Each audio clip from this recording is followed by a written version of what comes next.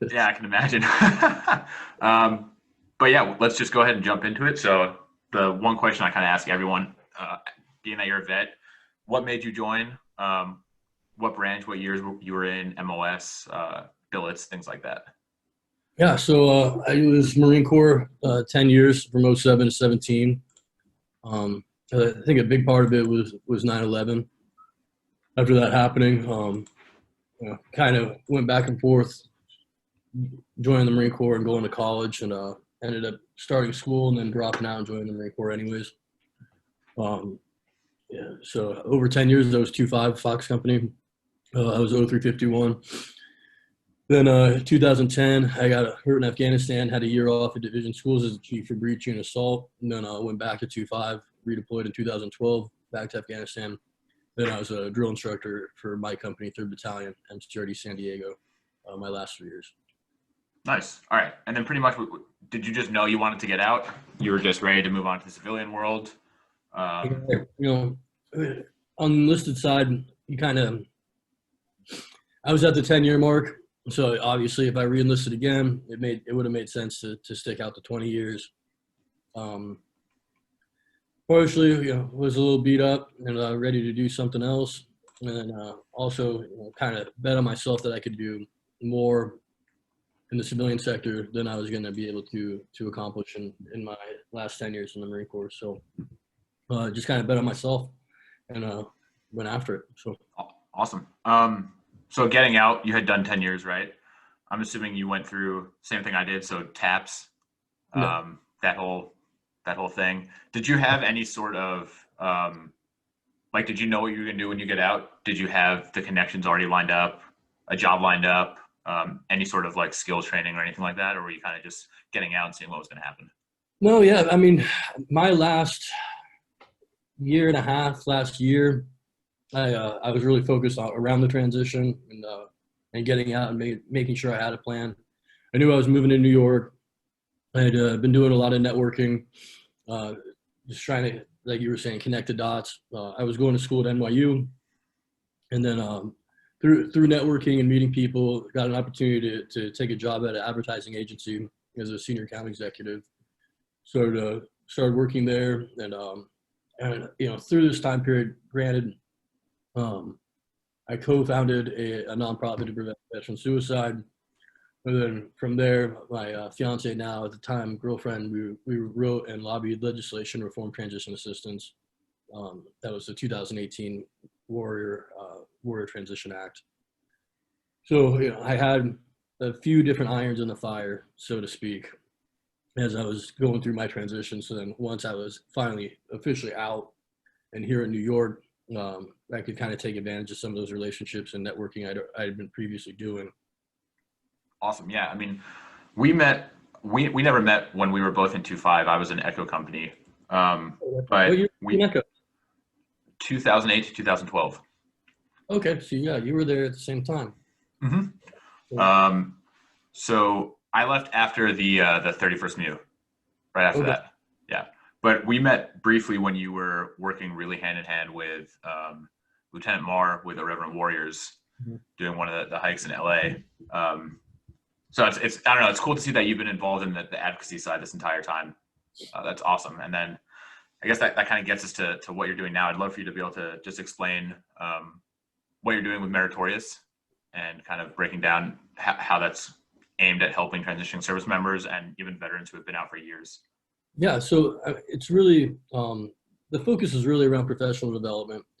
So the paid membership is around those that have been out and continue to be successful in the civilian sector. And we really want to continue developing it into kind of the centerpiece for veteran professionals. So that being said, the network itself is really, like I mentioned, for those that have been out, so kind of your senior management to executive level folks who are also happen to be veterans. That environment organically creates that peer-to-peer professional development, and we facilitate that through working groups and committees. We also have executive coaches, uh, and that side of the platform, we also host events from keynote speakers to TEDx style talks, panel discussions, roundtables. We also have a part of the platform called the Startup Hub for veteran entrepreneurs to be able to post their company's projects, get connected with venture capital or angel investors, different private equity partners we have on the platform. Excuse me. And then we do have the free membership for transitioning veterans and early stage entrepreneurs. And they can also get connected within the Mentor Connect side of the platform to connect with those paying members that have been there, done that. Really trying to put the carrot in front of the horse, but also make sure everyone has the tools to continue to develop and be successful. And then kind of the unique pieces of the platform is members and partners have the opportunity to create their own events. They can also post jobs on the careers page. And then you have essentially the same functionality as you would on LinkedIn with the aggregate live feed, private messaging, so on and so forth. That's awesome. Yeah, I mean, just looking at it and going through the sign up process and everything, it seems like it's pretty much a one-stop hub for networking, career advice, mentoring, job boards, which is awesome because there's tons like Veterati, there's companies out there like that where there's a mentorship program for, people who have gotten out and then been successful, whether they're an executive at a company or C-class, and people transitioning out and kind of guiding them along the steps they need to take. But it's great to see like a one central hub for that and where it is exclusive to veterans. I think like even in LinkedIn, there's factions that have formed where it's like the veteran community, people trying to be advocates for the veteran community, but aren't veterans themselves. And it's just like these weird little groups. So it's cool that there's a dedicated space for all this. In terms of the job boards and the career boards, is that something that just any company is going to be able to utilize in terms of looking for candidates, or is it solely for veterans who are looking to hire other veterans? So to post jobs within the network, you would have to either be a member or to one of our partners. So it's not just an open platform. So our civilian or corporate partners, they're paying to post those jobs specifically for veteran hires, whether it be like you mentioned, there are those organizations, Veterati, ACP, that focus on transitioning veterans, especially. There isn't that many organizations that focus around, especially the transitioning careerists that have been in 10, 20, 30 years and have, a lot of transferable skills. And for a long time, it's kind of become accepted that, you have to take a step back to take a step forward, or, you have these guys, whether you're getting out as a first sergeant or a lieutenant colonel, and now you're taking a slightly above entry level position. Yep, it doesn't make sense. So that's where a lot of our focus is around, is mapping out that trajectory and showing those transferable skills and how it translates, so they can That's awesome. One of the things that I've been touching on with a lot of people I've been speaking with is how do you take like even like being a squad leader, being a platoon sergeant, how do you take that and take the story of that and put it on a resume where it actually relates to a position you're going for? So like you said, I mean, just that position of like squad leader, that's HR, project planning, operations, that's everything that a lot of civilian employers are looking for. But it's just, how do you translate those skills into something where you said you're not, you're doing 20 years, you're getting out as a sergeant major, but then you're, as you said, going into an entry level position and kind of starting from almost square one again, because it's obviously that's not the way it should be, right? If you can handle a squad or a platoon, you can handle 12 people in an office. You understand how operations work and the responsibility there. So, and like it's just translating that. So from squad leader, platoon sergeant to like you were saying, project management. Those leadership, really that you really have to dial up that empathy and accountability that you would have as a squad leader, because now you're not just dealing with Marines, you're dealing with all different types of people. Right. Other than that, asset management, that's a big one. Just that accountability piece and the logistics of getting your squad and all your gear on deployment to whatever AO and back. There's all those pieces. Very cool. I would love to touch on, I mean, obviously you are someone who has kind of the entrepreneurial spirit, right? You've done a ton of work, it seems like, where you did it yourself, whether it was through advocacy or actual like legislative change, this new project. Was there anything that you think coming from the military in particular kind of helped you to succeed? Because I would consider what you've done since you've gotten out a huge success story compared to what you see a lot of other veterans do, right? In terms of you moving to New York, setting yourself up, everything you've done to kind of structure your life around success, it seems like. If you had advice for people who are maybe not as prepared as you were when you got out, what would you recommend in terms of like networking, what kind of skills to bring, anything to prepare, whether it's like taking classes or anything super high level? Absolutely. Definitely start early. Like if you know that you want to get out and you're a year out from EAS, you should already be getting started. And like networking, obviously that's important. It really is true. It's not always what you know, it's who you know. But more importantly, like you want to be actively networking and surrounding yourself with people you want to be like. So, don't just meet them, get a card and then put it in a pile, talk to people, cultivate those relationships. The more they get to know you and what you're bringing to the table, someone that if you just have an introduction and you meet someone at a networking event, shake their hand one time, 6 months down the road, if you email them or send them your resume, yeah, maybe they'll look at it, but they're not really going to vouch for you. So you really have to create those relationships to get those ins for what you want that next career path to be. Also, actually mentioning career path, there's a difference between career path and industry. So, maybe, I have friends that have gone into real estate or gone into, these different, that have a path or a trajectory towards a specific industry. But there's a lot of jobs, whether it's sales or operations or, client services, client management, that they kind of transcend and they have those positions across multiple industries. So you could be, if you're a world-class operations person or project management, you could be working in pharma, and then you could be in real estate or fintech. They have those jobs across a lot of different industries. So don't pigeonhole yourself into,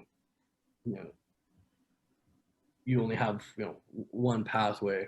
And if there is one singular thing and that's all you want to do and that's what you're going to work towards, more power to you. But we don't know what we don't know being in the military a lot of times. And there's a lot of different opportunities out there.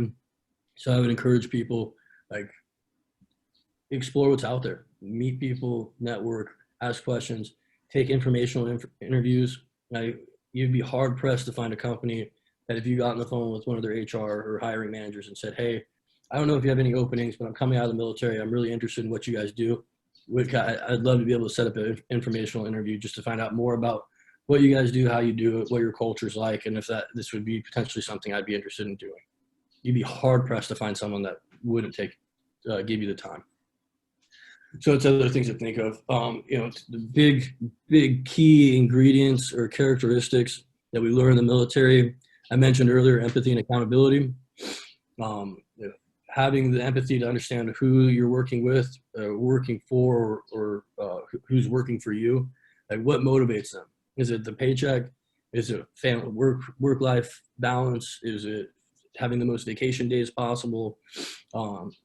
What's motivating them? So then they have that accountability, not so much as like, hey, it's my fault or I screwed this up, but more along the lines of they want to be a part of what the goal or the overall purpose or mission is. So they're doing their best work, so the guy next to them can do their best work. Yeah, absolutely. So like learning those key ingredients of leadership, especially in the Marine Corps, is really, really beneficial in the civilian sector. Yeah, I think you touched on a good point, like in terms of being humble. I think is a great way to look at when you get out. So I said before, I think it's part of what makes our military and maybe specifically the Marine Corps, just being biased here, great is like the being proud of what you've done during your time in service, right? But I think that holds a lot of service members back when they get out, because I know, like, I personally, when I was transitioning out, I probably didn't take it as seriously as I could have, because I assumed I was a Marine, like it's not gonna be that hard to find a job. Like as soon as people see that on a resume, they're just gonna be like, oh yeah, this guy he can step in and lead our team because he was in the Marine Corps. I think a lot of people fall into that. Like the more people I speak with who got out and maybe struggled a little bit, beyond just like stepping into school and using the GI Bill, but actually getting out and trying to start a job somewhere. That seems like it kind of follows us around a bit. So I think starting early and being humble, like you said, having empathy and just realizing like no one's going to give you anything just because you're not in the military anymore. You still have to have the same mindset of preparing and actually taking things seriously. Like that's one thing I'm always interested in is how to approach for people who are just transitioning into the civilian workforce, how to approach looking for a job and preparing for an interview with that same mindset, and not just, hey, I EAS, I can, grow my hair super long. Like this is going to be a cakewalk now. Cause I think that's where a lot of people fall into trouble, right? Is they're just, whether it's an immaturity thing or just a lack of being prepared. Everyone who I've spoken with and asked that question to has the same answer you gave, where it's like, if you know you're EASing, start a year out, start 18 months out, be upfront with your command saying like, hey, I'm transitioning out, go to them with a plan of things you'd like to do during that time. And don't just wait till the last minute and then try and, ask the world, because we know that it doesn't work like that in the military. So yeah, at the end of the day, you signed, like we were all volunteer force.